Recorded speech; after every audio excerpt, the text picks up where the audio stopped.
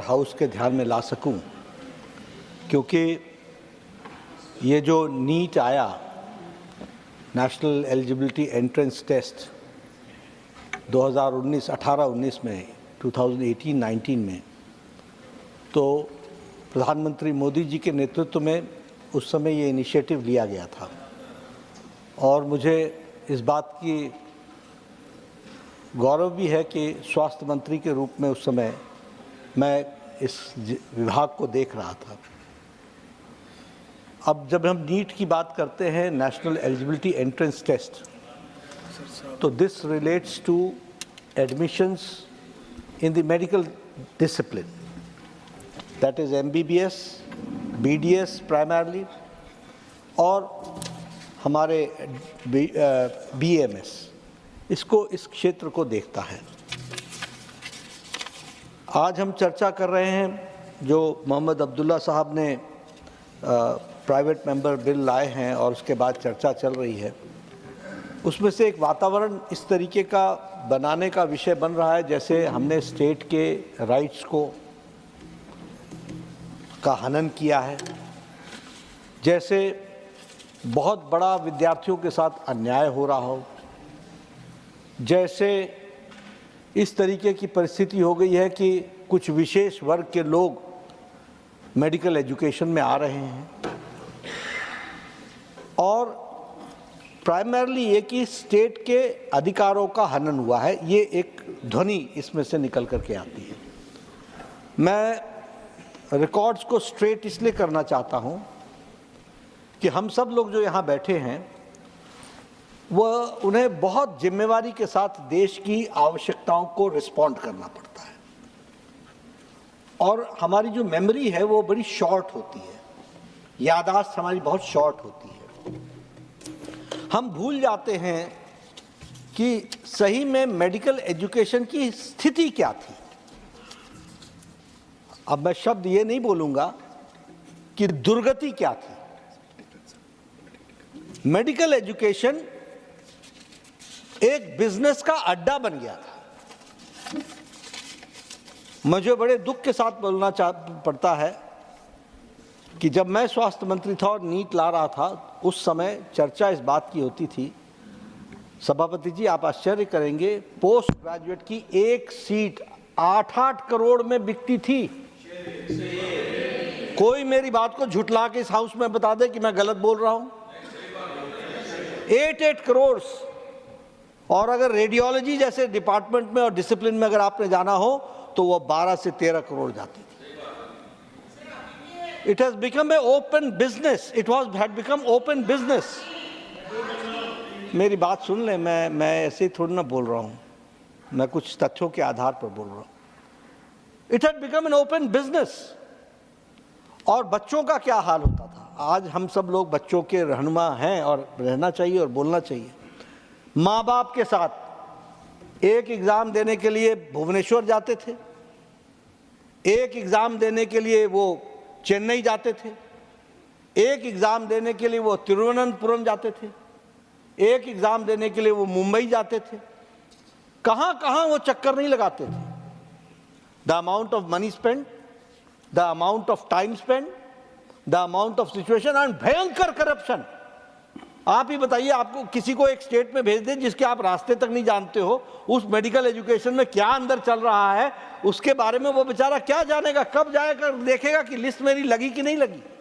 ये दुर्गति थी ये हेल्थ के मेडिकल एजुकेशन के सिस्टम की। कहाँ वो जाके देखेगा कि और लोग क्या ऐसे करते थे। सभापति जी मैं बताना चाहता हूं, एडमिशन लिस्ट आधे से 45 मिनट के लिए लगाई जाती थी और हटाई जाती थी और बाद में कहा जाता था कि स्टूडेंट्स डिड नॉट कम और इसलिए ये सीट्स जो हैं वो अब हम अपने डिस्क्रिप्शन पर उसको उपयोग कर रहे हैं। एक ये धंधा बन गया था और एक बड़ा वेस्टेड इंटरेस्ट था। लंबे समय से ये सुप्रीम कोर्ट में निलंबित था। आपसे ज़्यादा कौन बेहतर जानता होगा कि ये किस तरीके ये लंबे समय से वहाँ पर लंबित रहा। प्रधानमंत्री मोदी जी ने इसमें इनिशिएट किया कि we should go forward and supreme court ने उसमें वर्डिक्ट दिया। ये विषय नहीं है कि सुप्रीम कोर्ट का फैसला हो गया इसलिए हम डिस्कशन नहीं कर सकते, करें, जरूर करें, लेकिन हम परिस्थिति को समझ करके करें कि हम कहां से कितनी लंबी यात्रा करके आए हैं। और आज मुझे खुशी होती है आपको बताते हुए कि आज देखिए नीट के कारण आपको हमारे नीट के आज 154 सिटीज़ में जो एग्ज़ाम होते थे, आज वो 571 सिटीज़ में एग्ज़ाम होते हैं। There is an increase of 270%।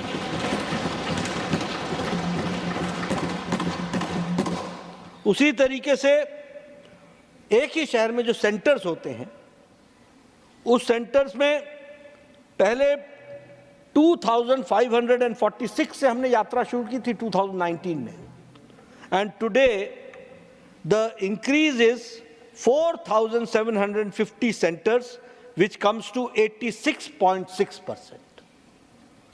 ये नीट का इम्पैक्ट के कारण आज बच्चों को इसमें से उपयोगिता मिलने का काम हुआ है।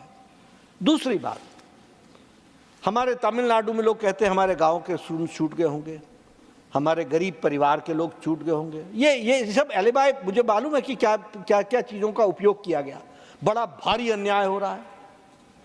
मैं आपको बताना चाहता हूं, सोशल कैटेगरी के दृष्टि से अगर हम देखें तो 2019 से 2024 तक में सोशल कैटेगरीज में से क्वालिफाइंग में लगभग 65% इंक्रीज हुआ। उनके 65% लोग जो हमारे सोशल कैटेगरी के जो विभिन्न वर्गों के आते हैं उसमें से। इकोनॉमिकली वीकर सेक्शन की कैटेगरी में 102% का इंक्रीज हुआ है। जो इकोनॉमिकली वीकर सेक्शन के स्टूडेंट्स आज नेशनल एलिजिबिलिटी एंट्रेंस टेस्ट के माध्यम से आ रहे हैं।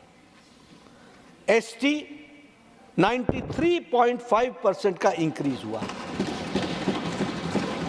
एससी 78.8% का इंक्रीज हुआ है, और ओबीसी, मुझे करेक्ट कर दीजिएगा, ओबीसी कैटेगरी हमारी सरकार के दौरान जोड़ा गया। Am I correct? OBC, again, people claim to be champions of OBC, but the real champion is Prime Minister Narendra Modi who has taken care. And OBC का 65% रिप्रेजेंटेशन बढ़ा है, 65% का रिप्रेजेंटेशन हुआ है। मैं यहाँ ये भी बताना चाहूँगा जो हमको समझ लेना चाहिए कि मैं स्वास्थ्य मंत्री था, प्रधानमंत्री मोदी जी ने कहा कि आप रीजनल एस्पिरेशंस को एड्रेस करो, और नेशनल एलिजिबिलिटी एंट्रेंस टेस्ट में हम लोगों ने पहली बार मलयालम, तेलुगु, तमिल और कन्नड़, इसमें हमने एलिजिबिलिटी टेस्ट को शुरू किया। होड़ मच गई, सभी स्टेट से डिमांड आई, और हमने किसी को मना नहीं किया। हमने कहा कोई और भी करना चाहे तो वो भी करे। आज 13 लैंग्वेजेस में, और इसका फायदा क्या हुआ है कि आज गवर्नमेंट स्कूल का पढ़ा हुआ बच्चा आज मेडिकल एजुकेशन में आ रहा है। ये इसका फर्क पड़ा है। मेडिकल एजुकेशन तो had become a privilege. Medical education में जाने का मतलब, डॉक्टर बनने का मतलब तो यह है कि या तो तुम किसी इंग्लिश मिशनरी स्कूल से पढ़ करके आओ, या पब्लिक स्कूल के पढ़े हुए प्रोडक्ट हो, और तब जाकर के उन बायोलॉजिकल नेम्स में इंग्लिश में एग्जाम होता था, वन लैंग्वेज में एग्जाम होता था। और अगर आप कहीं भगवान की दया से कोई बहुत ही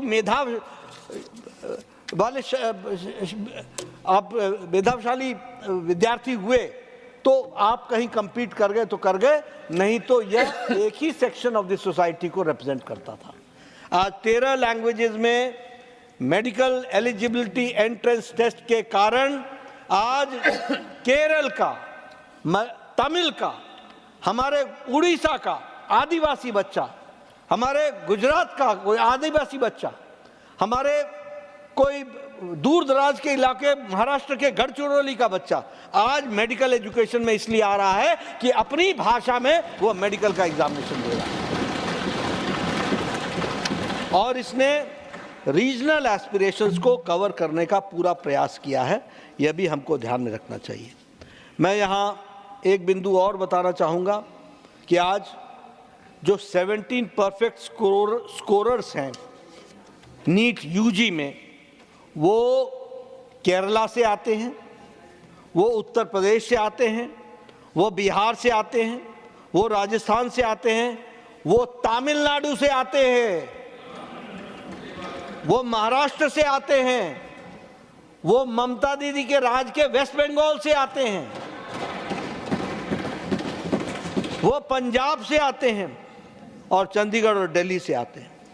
मैं इसलिए ये सारी कुछ आपको बताने की कोशिश कर रहा हूं कि जो भी, देखिए, हमेशा हम अपने कंफर्ट जोन में चले जाते हैं और कंफर्ट जोन में सभापति महोदय, हमें ये परिस्थिति ऐसी पैदा हो जाती है कि वैसे ही रहते तो अच्छा था, लेकिन हम मोदी जी के राज में हैं रिफॉर्म, ट्रांसफॉर्म एंड परफॉर्म।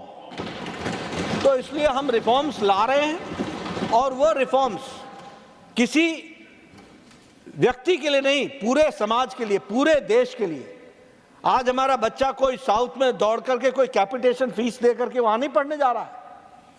आज सारी की सारी counselling director general for health services के माध्यम से यहां से होता है, और हम तय करते हैं कि किस सीट पर जाकर के कौन, किस गरीब का बच्चा कहां पढ़ेगा। इतना बड़ा रिफॉर्म, इतना बड़ा रिफॉर्म, इतनी बड़ी परिवर्तन जिससे लाखों बच्चों का फायदा हो रहा है, लाखों बच्चों का फायदा हो रहा है। मैं एक बात जरूर कहना चाहूंगा, क्योंकि हेल्थ मिनिस्ट्री में हूं, तो इसलिए यह बात जरूर कहना चाहूंगा, शरीर के अंदर कई किस्म की बीमारियां गाहे बगाहे लगते हैं। It is also an ongoing process. कभी हम एंटीबायोटिक ले लेते हैं, कभी हम इंजेक्शन ले लेते हैं, कभी हम थोड़ा सा छोटा सा ऑपरेशन करा लेते हैं, लेकिन शरीर को नहीं मार देते हैं।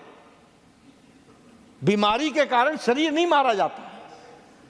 इसलिए नीट के अंदर और नीट के माध्यम से चलने वाले प्रोसेसेस में एनटीए के माध्यम से कुछ चीज आई। सुप्रीम कोर्ट ने भी कहा कि we would like to know the extent जो इसमें तकलीफ आई है, लेकिन मैं आपसे कहना चाहता हूं, बहुत बड़ा रोबस्ट सिस्टम है ये, बहुत बड़ा रोबस्ट सिस्टम है, और ये रोबस्ट सिस्टम भारत के नौजवानों को मेडिकल एजुकेशन में लाने के लिए बहुत ही तरीके से तय किया गया सिस्टम है।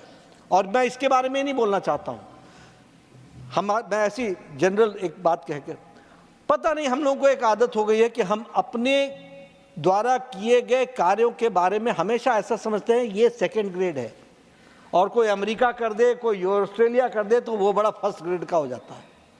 मैं पूरे दावे के साथ कहना चाहता हूं कि भारत के अंदर जितने भी सिस्टम्स प्रिवेल कर रहे हैं, बड़े रोबस्ट सिस्टम हैं। 140 करोड़ की जनता को सिस्टमैटिकली चलाना ये आसान काम नहीं है। मुझे कोई देश बता दीजिए जिसका 70% से ज्यादा वैक्सीनेशन कोरोना का हुआ हो। ये भारत देश है जिसने 220 करोड़ डबल डोज लगा करके बच्चों को बचाया। कैसे हुआ ये? कहां गढ़चिरौली, कहां बस्तर का छत्तीसगढ़ का बस्तर, कहां लेह लद्दाख के, कहां कारगिल, कहां द्रास, कैसे कैसे करके एक एक, और वो इंजेक्शन सभापति जी एक पर्टिकुलर टेम्परेचर में पहुंचा करके वैक्सीनेट किया गया है। उसी तरीके से ये नीट को हम अंडरमाइन ना करें।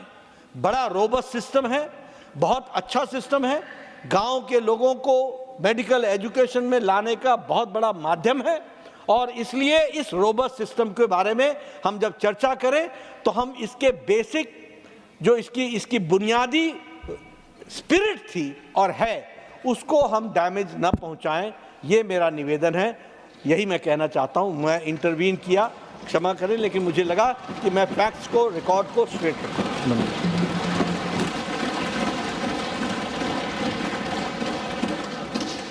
डॉक्टर सैयद नसीर